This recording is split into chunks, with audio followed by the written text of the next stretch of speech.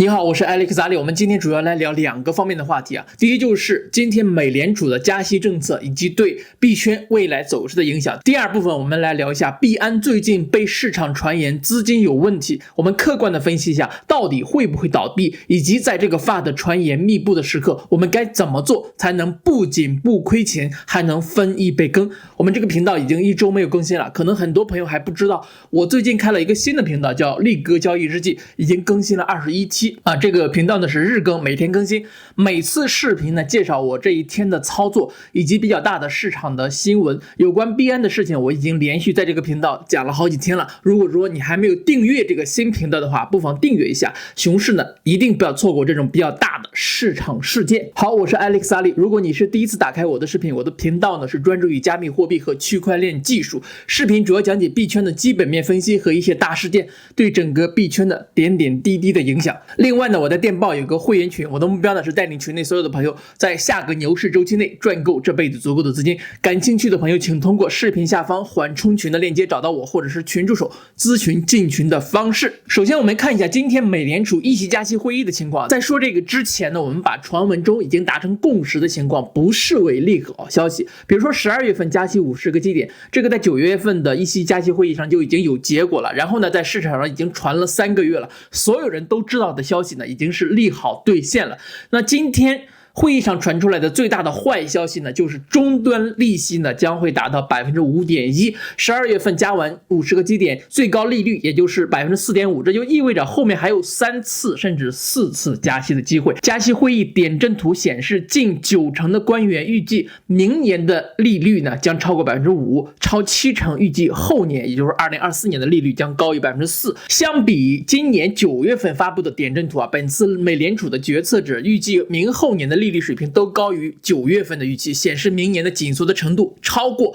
美联储此前的预期水平。那19名提供预期的官员中呢，本次呢只有2人预计在2023年，也就是明年的政策利率将低于 5%， 共有17人，占比超过 89% 的官员预计明年的利率政策呢将超过 5%， 其中10人预计明年利率在 5% 到 5.25% 之间，5人预计利率在 5.25% 到 5.5% 之间，有2个人的预计是 5.5% 到 5.75%， 这就是比较鹰的那一派了。而上次没有1名官员预计明年的利率会超过 5%， 这就说明问题了。本次共有14名官员呢，预计2024年的利率将高于 4%， 其中7人预计超过 4.5%， 另外7人预计在 4.0% 到 4.25% 之间，也就是说2024年有可能会降息。对于2025年的政策利率水平，本次预计届时呢还高于 3.75% 的人呢共有4人，比上次呢多3人，其中1人预计那个时候的利率呢将超过 5.5%， 也就是说到2025年都不会降息。那2人预计利率在 4.0% 到 4.5% 之间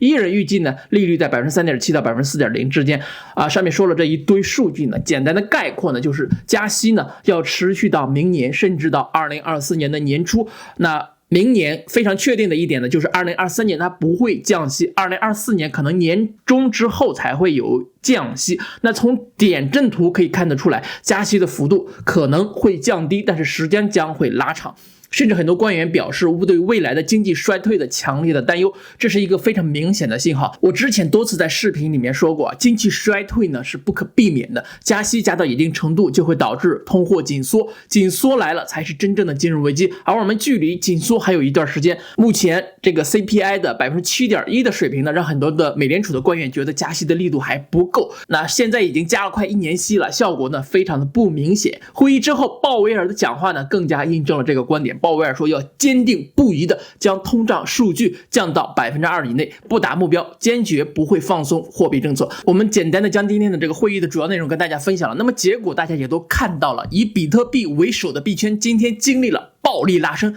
然后呢重重的往下摔。前面几天出现了一个反弹，然后呢我们就听到无数的中文的博主高喊底部来了，号令大家呢去抄底。很多人听了他们的话，然后呢站在了18000点的位置，用你们的血汗钱跟大 V 们套牢的资金对倒了一下，他们跑了而换你们去站岗了。所以说在这个圈子里面，你要想活得更久一点，一定要有自己的这个判断力，自己的这种独立思考的能力。如果说没有把握的话，不妨呢多看看其他博主的观点，没有必要紧盯着一个博主，大家说对不对？说了这么多，我的个人的观点是什么呢？前面我们也提到了，这个经济衰退呢是不可避免，市场大面积的缺乏资金，这个情况会一直持续到美联储的货币政策宽松，也就是要等到2024年的中期之后。但是呢，底部会提前到来。大家如果说手里面现在有现金啊，有钱的话，不妨再等等，但不代表这个时候呢不去关注市场，一定要每天来看一些资讯，跟这个市场保持紧密的联系。好，那么我们接下来来聊一下最近一周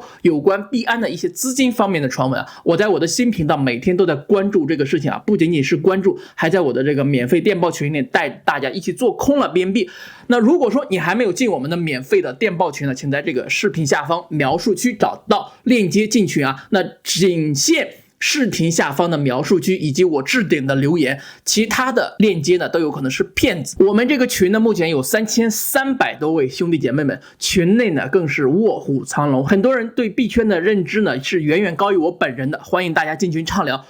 那么我们说这个币安被传言这个资金有问题，已经不是1天2天的事情了。但是在最近一周啊，很多英文的博主集中火力开始围攻币安。其实最开始的时候推文也没说什么，就是简单的几句话，就是说上次经历过 FTX 暴雷的大客户，突然感觉到，这次币安的经历跟 FTX是一模一样的感觉。你要问他这个感觉是什么样子，他自己也说不出来。那上次因为他没有跑掉，导致了损失惨重，这次呢无论如何都要去跑，而且发推文的这个博主的影响力也不大啊，也就9万多个追踪者。但是事情呢就是这样无声无息的进行着，市场上慢慢的出现了更多的人去呼吁大家去提币的这种博主，包括我本人在内，我们大家的宗旨呢就是哪怕有1/1000的可能性币安会爆雷，我们也不要去冒这个风险，因为前面有很多血淋淋的例子让很多人去倾家荡产了。中心化交易所的这个不透明性啊太让人恐惧了，所以提币到冷钱包呢是第一选择。目前大家用的比较好的冷钱包的官网 Ledger 大家可以在我的视频下方找到，那大陆也可以邮寄到家了。如果说只是推特上的大 V 围攻币安，这个事情应该攻击性呢是有限的，伤害性也是有限的，那后面的事情就越来越显得出来是有人在背后操纵这件事情。那就在3天前啊，几乎所有的美国主流的财经的媒体都在散布币安资金的问题，甚至传出币安被调查的信息啊，整件事情发酵的是非常的完美。那所以在前天和昨天的时候，全世界的币安用户都在拼命的将资金转移出币安交易所，币安曾一度出现没有 USDC 可提的局面， CZ 也是紧急发文说要等周一纽约的银行开门，场面非常的尴尬。但是这个场景大家觉得熟不熟悉？跟当时 FTX 被挤兑是一模一样的，从而更加导致了币安的被挤兑。在过去的2天里，币安一共被转移走50多亿美元的资产，在这个过程中啊，也不乏很多的机构投资者。通过 DeFi Llama 的数据，我们可以看到，在过去的7天里，币安被转移走51.4亿美元的资产，在过去的24小时里被转移走1.57亿美元的资产。而与此同时